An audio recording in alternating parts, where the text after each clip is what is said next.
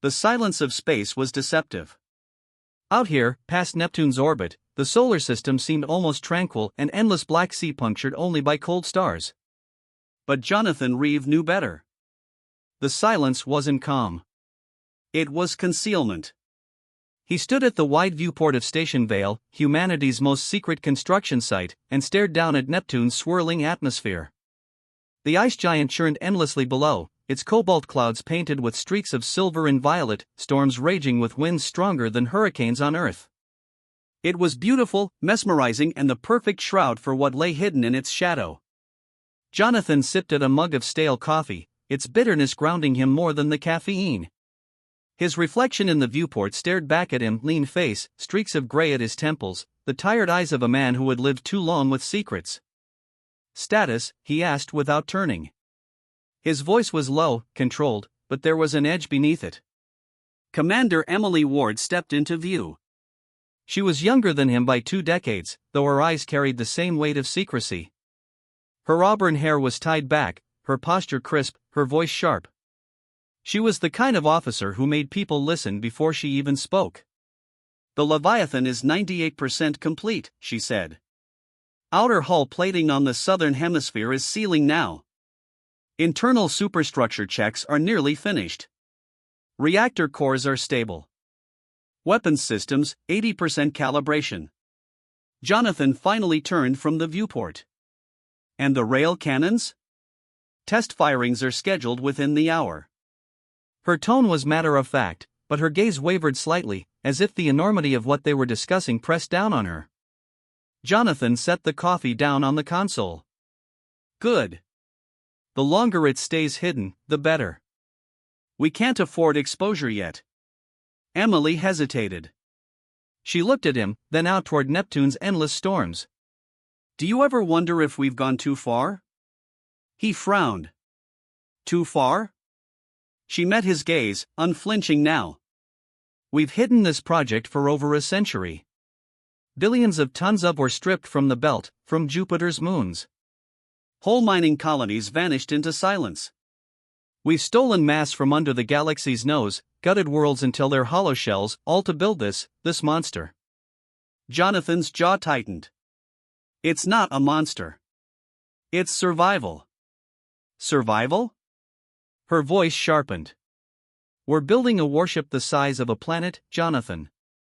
If the Council finds out before we're ready, it won't be survival. It'll be extinction." The words hung heavy between them. The Council of Stars, the ancient assembly of species who ruled the Orion Arm, regarded Earth as little more than a noisy upstart. Humanity's rapid rise, its ambition, its refusal to submit, these traits had earned it suspicion, but not fear. Not yet.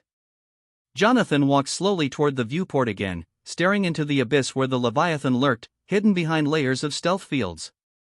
From this vantage, it could not be seen, but Jonathan knew it was there.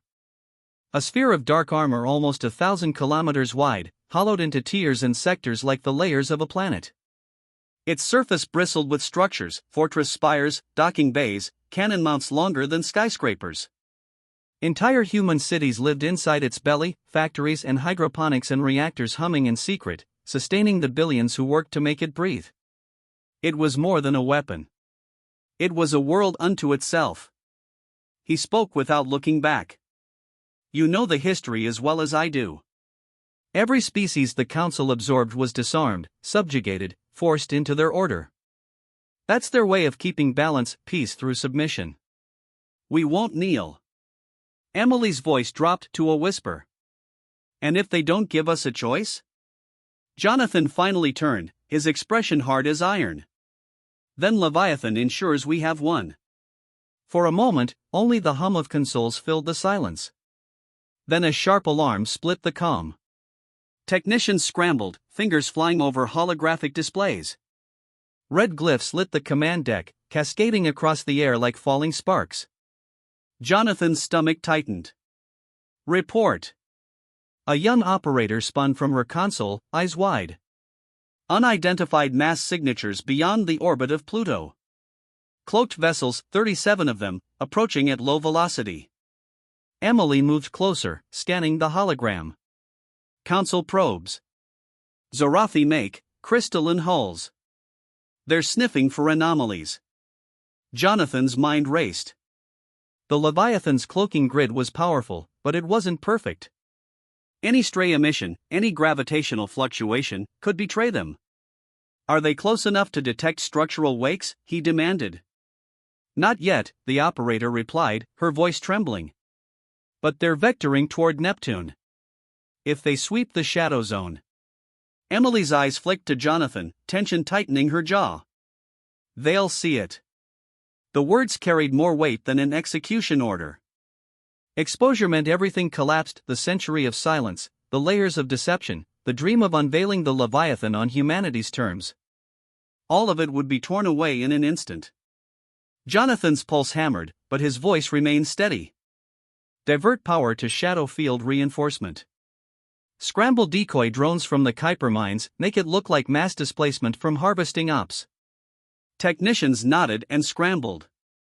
But in his gut, Jonathan knew. The Zorathi weren't here by chance. Someone in the council suspected. The rumors about missing Earth shipments, the blackouts around human outposts, the unregistered traffic through the belt, too many whispers had circled. Emily leaned in close, her voice so low only he could hear. Jonathan, this is it, isn't it? The beginning? He didn't answer. His gaze was locked on the tactical hollow as 37 crystalline signatures crept closer, methodical as sharks circling blood. Out in the void, far beyond Neptune's veil, one of the Zorathi captains hissed from within its glassy cocoon of a bridge. Its mandibles clicked in agitation as data scrolled across translucent displays. Anomaly, it rasped. Gravitational distortions inconsistent with planetary mass. Something hidden. The order was given. Sensors flared to life. Back on Station Vale, alarms screamed as the first active scan swept across Neptune's shadow. The silence of space shattered. Humanity's greatest secret trembled on the edge of discovery. The klaxons of Station Vale roared, red strobes painting the walls in pulses of panic. The deck throbbed with sound, a rising tide of urgency as operators shouted across consoles. Jonathan Reeve ran through the chaos, boots striking metal in steady rhythm. His pulse matched the alarms, though his face betrayed none of it.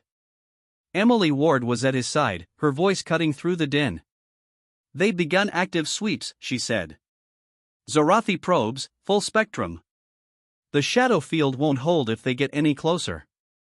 Jonathan didn't slow. How long? Minutes.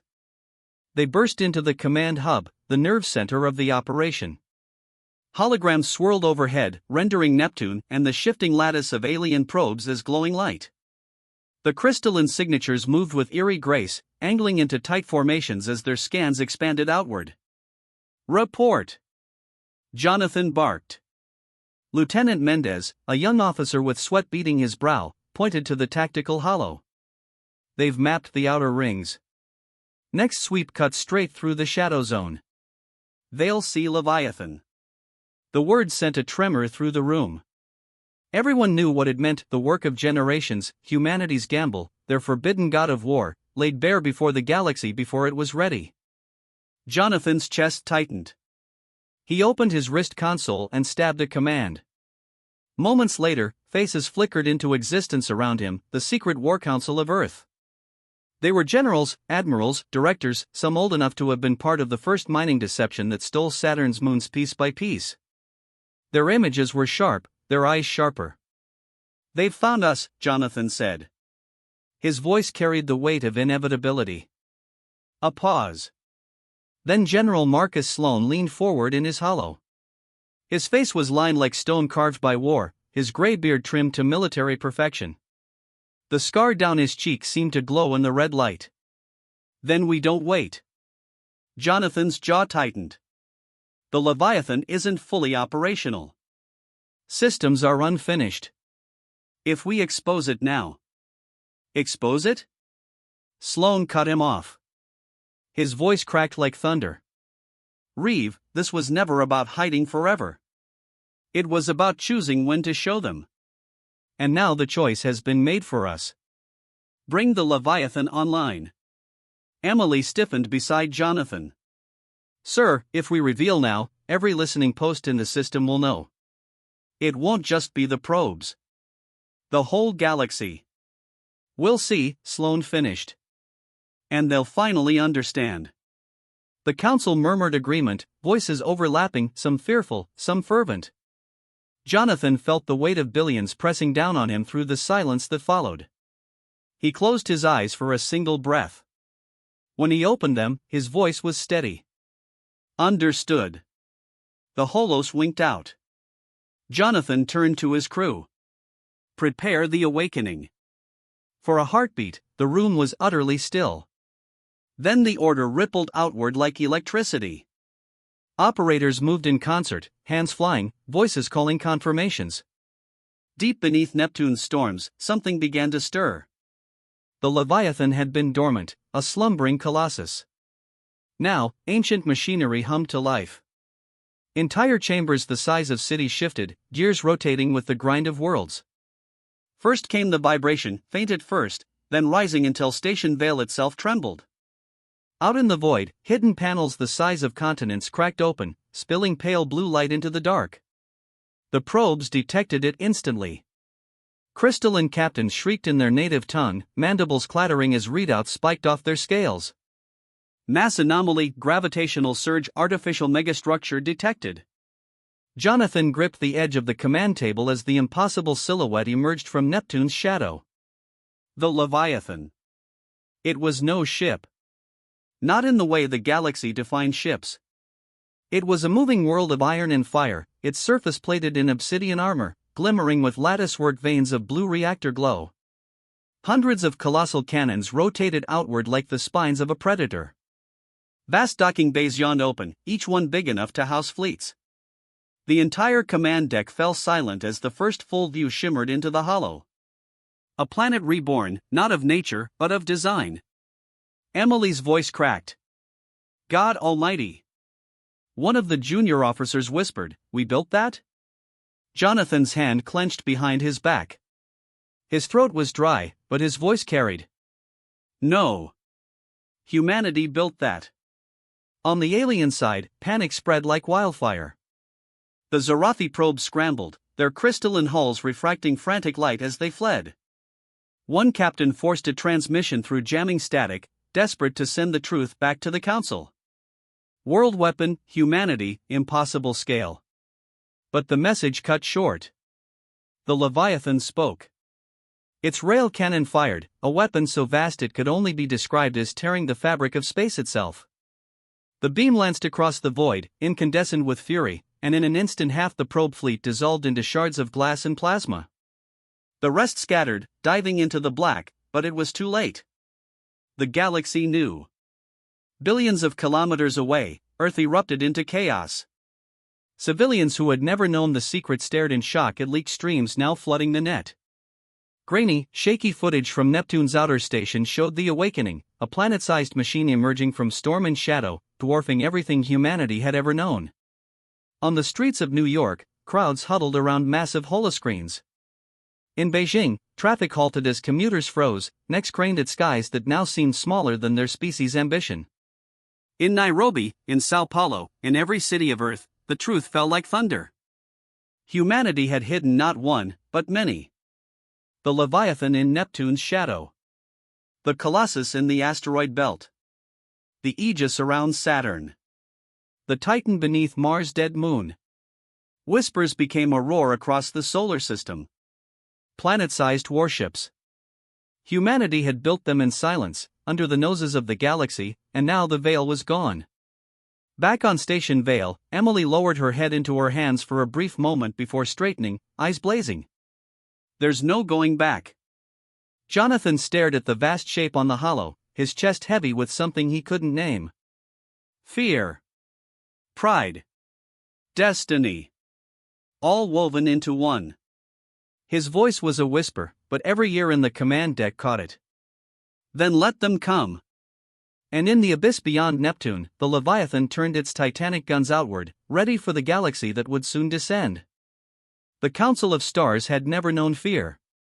For 10,000 years, it had been the arbiter of balance in the Orion Arm, species bent or broke beneath its decrees, and the order of the galaxy endured. Yet when the recordings of Neptune's shadow reached the Grand Chamber, the mighty counselors did not argue as lords. They shrieked as prey. The hollow played again and again above the dais, a world-sized warship tearing itself free of concealment, armor shining black, cannons bristling like mountain ranges.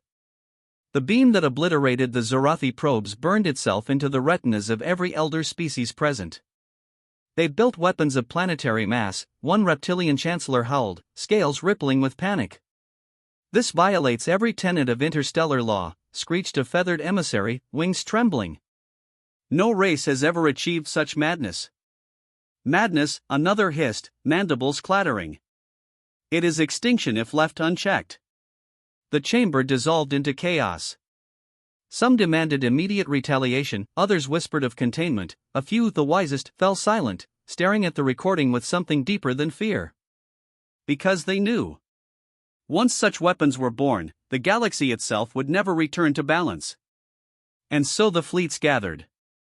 From the crystalline forges of the Zorathi, from the living bioships of the Thran, from the plasma hives of the Iran, from every arm of council authority, warships converged on Sol.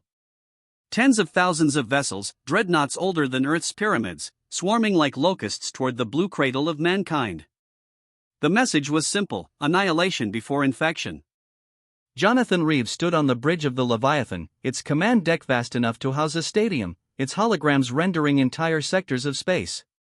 Outside the viewport, the behemoth drifted above Neptune, black armor gleaming, its reactor heart glowing through seams in the plating. Around it, fleets of smaller human craft swirled, frigates and destroyers, mere sparks beside the sun of their parent ship. Emily Ward stood beside him, eyes locked on the tactical display. "They've committed everything," she murmured. 37,000 signatures. Carriers, battleships, hive platforms, all converging. Jonathan's expression didn't waver, though inside he felt the weight of generations pressing on his shoulders. "Good," he said quietly. "So did we." He touched a control. Space shivered. From Saturn's rings emerged the Aegis, its armor laced with defense grids capable of swallowing entire barrages. From the asteroid belt came the Colossus, bristling with siege cannons that dwarfed mountains. From Mars' forgotten moon crawled the Titan, its engines cracking stone as it rose into the void. And Morg, Bastion, Goliath, Prometheus, each one a war world, each one humanity's silent promise forged into steel. The bridge crew gasped as the giants took formation, their combined mass distorting gravity itself. Emily whispered, almost to herself, "We weren't bluffing." The council fleet entered the system in waves. First came the vanguard, sleek cruisers of silver and crystal, swarming like predators. Behind them lumbered hive platforms, chitinous beasts sprouting thousands of drones. Then the carriers, vast, cathedral-like structures birthing swarms of interceptors. And at the rear, the council flagships, titanic dreadnoughts whose names were whispered in fear across the stars. On their bridge, alien commanders barked orders. Strike before they consolidate. Overwhelm the humans before their giants coordinate fire. The battle began. The void lit up with suns. The first salvo slammed into the Leviathan. Beams of plasma, crystal lances, graviton warheads, enough firepower to pulverize a moon, cascaded against its shields. The entire ship shuddered, tremors rattling through its city-sized decks. Civilians screamed in their habitat rings as ceilings quaked, hydroponic fields flickered under stress. "Shields at 70%, an officer shouted. Jonathan's voice was steel. "Return fire." The Leviathan's cannons turned as one. Railguns kilometers-long launched slugs at near-light velocity, each impact a miniature supernova. Swaths of council ships vanished in the first barrage, shredded into fragments that glittered like broken glass. Then the other giants spoke. The Colossus fired a siege beam that tore through 3 enemy flagships in a single stroke. The Aegis absorbed a storm of missiles, then unleashed a shockwave that flattened 1,000 drones. The Titan released swarms of strike frigates from its cavernous bays, human captains howling war cries as they plunged into the melee. Space itself became a battlefield painted in fire and ruin. Emily gripped the railing, her knuckles white. "We can't match their numbers forever." Jonathan watched silently as alien fleets poured in. For every dreadnought they destroyed, 2 more surged forward. Human frigates fought desperately, weaving between enemy carriers, detonating at point blank to cripple them. Inside the warships, soldiers fought boarding actions in cavernous hangars, steel against claw, rifle against talon. On a council flagship, Admiral Krell of the Ran clawed its command chair, eyes wide as its display lit with impossible data. Their ships, they don't break. They don't scatter. They fight like a wall. And then the Admiral saw something worse. The human giants weren't just war machines. They were ecosystems of defiance. Council scans showed cities burning inside them, yet still they fought. Factories on the Leviathan's lower decks continued producing drones even as sections collapsed. Agricultural zones kept feeding soldiers as outer plating cracked.